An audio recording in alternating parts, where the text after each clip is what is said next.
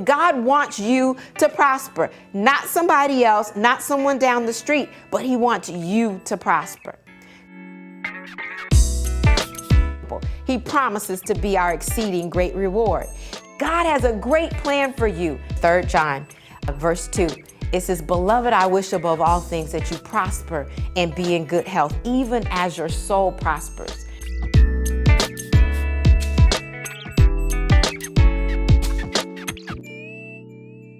Well, hello. I'm Dr. Chonta Haynes, and I've got a question for you. What's in your name? What is your nickname? Today, we're going to talk about some encouragement. It is my privilege to be able to bring you some encouraging messages in a bottle. So let's jump right in today and let's bow. Father, in the name of Jesus, God, we do come before you. We thank you. We honor you. We bless you, your holy name. It is your day, and God, we ask that you speak to us and that whomever is listening, whether it's on replay or live, God, we thank you that you love us. And we thank you for the people that you have surrounded us with. And we ask that we be the people that we are supposed to be, doing what you've called us to do for such a time as this. We'll bless you always. We'll honor you always. In Jesus' name we do pray and give you thanks. Amen. Well, it is truly my privilege. I'm Dr. Chonta Haynes, and I wanted to be able to just bring you a message, an encouraging message today. And the message series is going to be the 5 Q's of encouragement, the 5 questions of encouragement. Today's installment is, what's your name? What's your name? And go with me today to Acts chapter number 9. And we're going to be verses 26 to 31. And the Bible records to us, when he arrived in Jerusalem, he tried to associate with the disciples. He, in this case, is Paul, who is now recently converted. But they were all afraid of him, since they did not believe he was a disciple. Barnabas, however, took him and brought him to the apostles and explained to them how Saul had seen the Lord on the road, and that he had talked to him, and how in Damascus he had spoken boldly in the name of Jesus. Saul was coming and going with them in Jerusalem, speaking boldly in the name of the Lord. He conversed and debated with the Hellenistic Jews, but they attempted to kill him. When the brothers found out, they took him down to Caesarea and sent him off to Tarsus. So the church throughout all Judea, Galilee, and Samaria had peace, being built up and walking in the fear of the Lord and in the encouragement of the Holy Spirit, and it increased in numbers. Well, this particular passage may be familiar to you. If you back up just a little bit, you find about the conversion of Paul, who was Saul, crucifying the Christians. And in this particular instance, Barnabas comes alongside because the disciples were afraid of Paul. They remember what he had done and who he had been with and how he had been persecuting and how he had been dragging them out.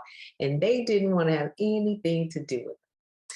But if you go back to Acts chapter number 4, verse 36, you'll find that Barnabas's name means son of encouragement. And we're going to talk about some encouragement. So let me ask you, what's your nickname? What's in the past, we used to grow up and we would have nicknames for people. And I always kind of wondered, in the nickname, did you call me Peaches because I was so sweet?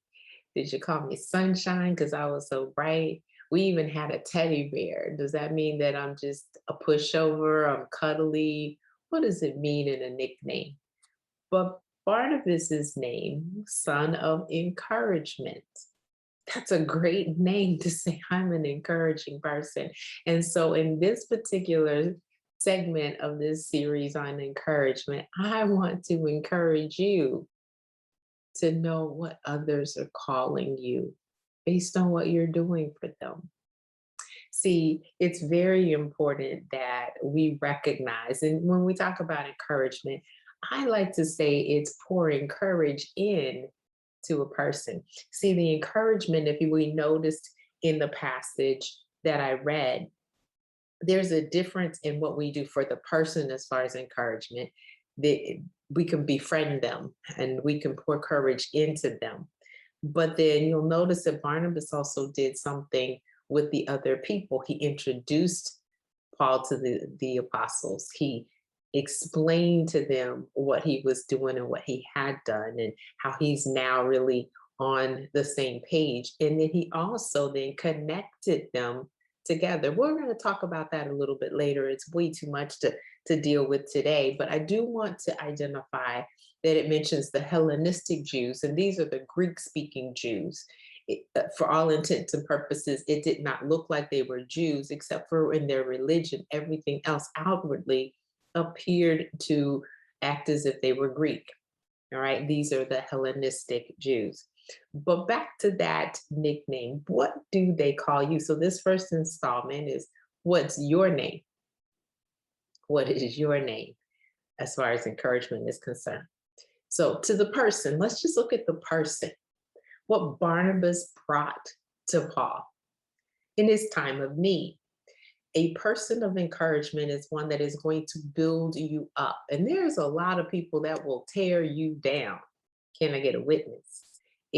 Especially in today's day and age, they will tear you down, but we want to be people who will build others up. We also want to be able to affirm the gifts that they have on the inside of them. So a person of encouragement also then brings strength to your faith. They strengthen you in faith. They also establish you in faith. They come alongside. When you look up that word in the King James, it says he's the son of consolation. But if you look up that word, it's periklesis, from the root word perikleo, meaning to come alongside, to bring exhortation, to bring comfort, to bring consolation. So that's where we get this encouragement from, so that you have a better understanding. The opposite of it would be tribulation or suffering.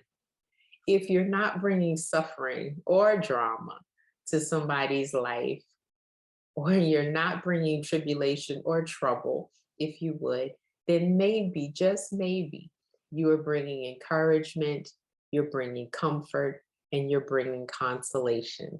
That's what we want to do. So in this first installment, some of the main things that we want to make sure that we're doing is that we are being the person of encouragement.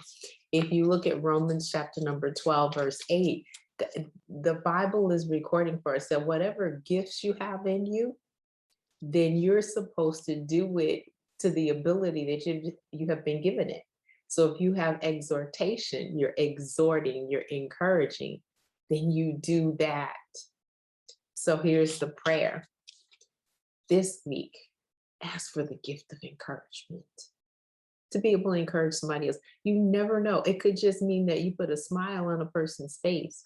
If that's what you did, great. If you poured courage into them so that they now have the strength and the ability to continue to move on, that's even better.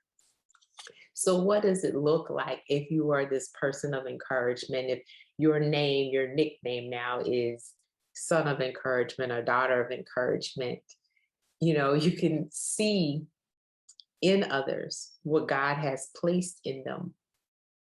Can you imagine that? Because sometimes we have our vision clouded. We forget the gifts that God has placed on the inside of us. We don't think about it. But if you can then go tell a person, hey, you are a man of God, you're a mighty man of valor, I see in you this leadership ability. Or you can go to a woman of God and say, hey, babe, let me adjust your crown, sis, because you have got so much to offer to the world. Did you forget what you did last week? Did you forget what you brought to the company? Did you forget how you are the peacemaker in the family? The ability to see the gifts on the inside of others that God has placed in them is a marvelous gift.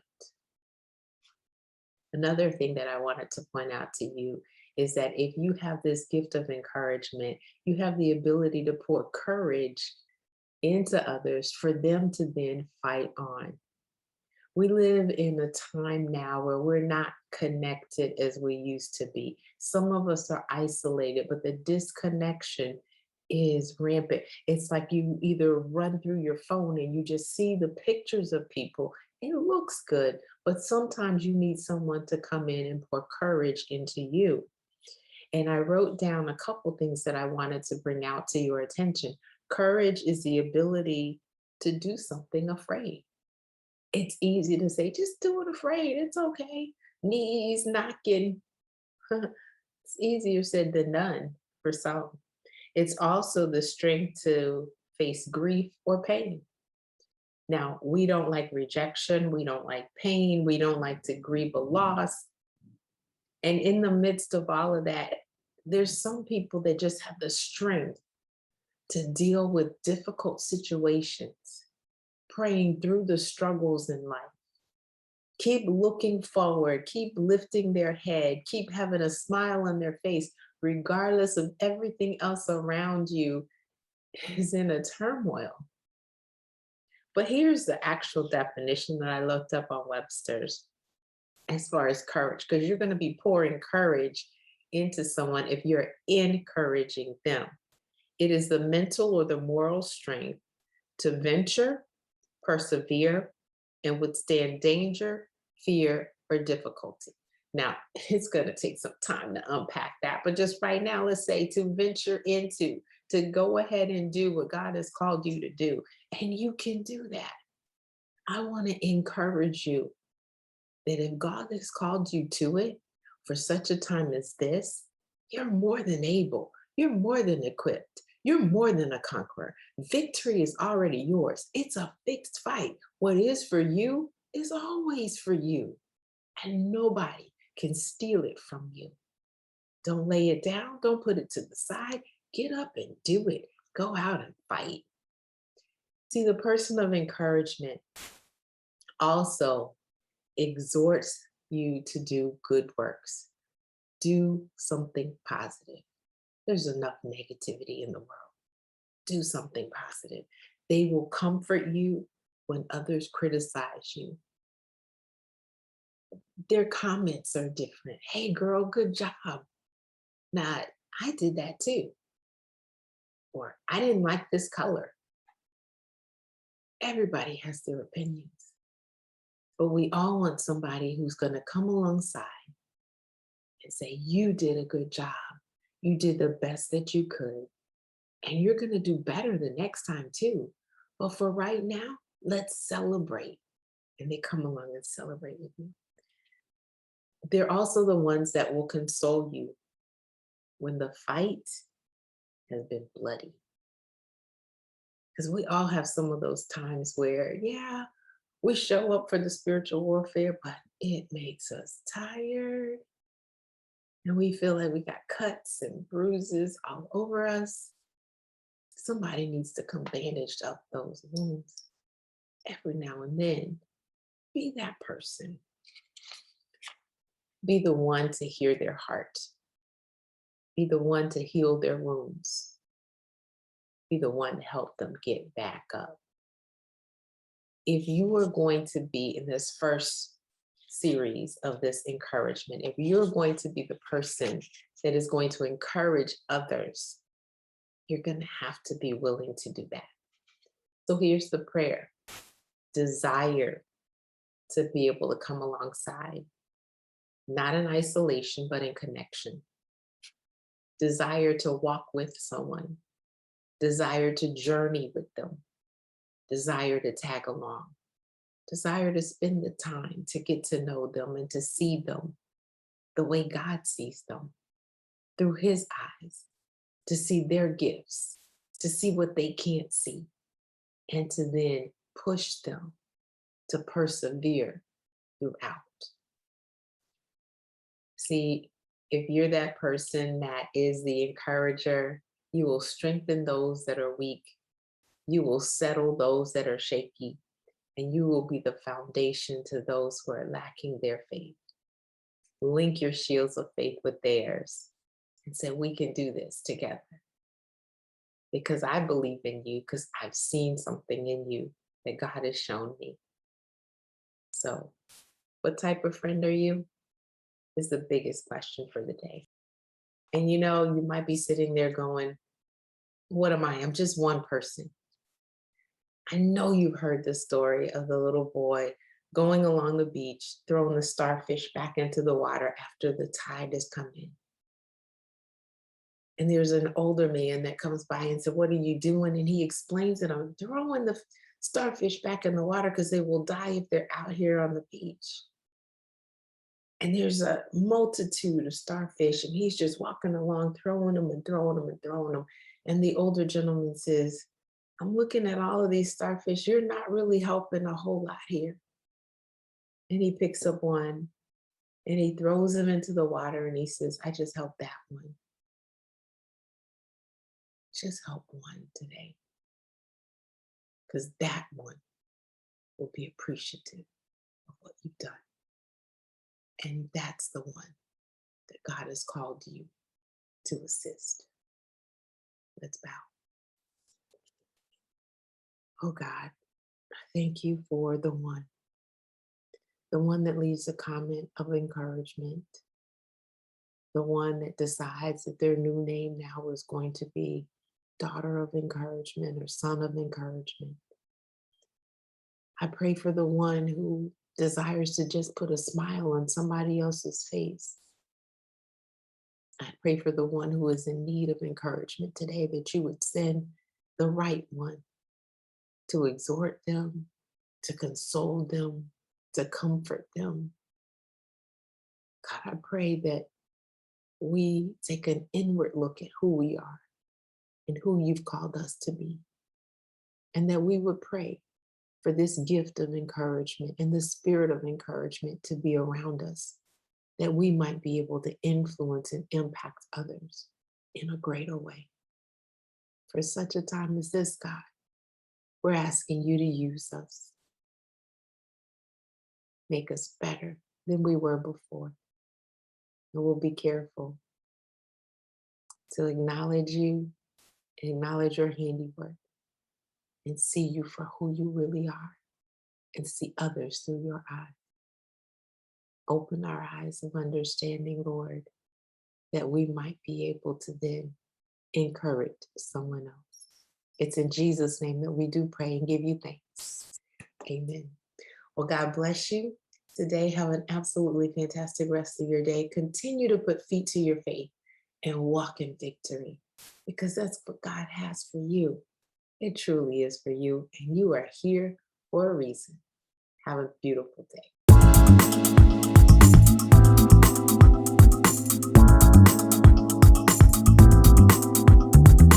You can find us online at htruth.org.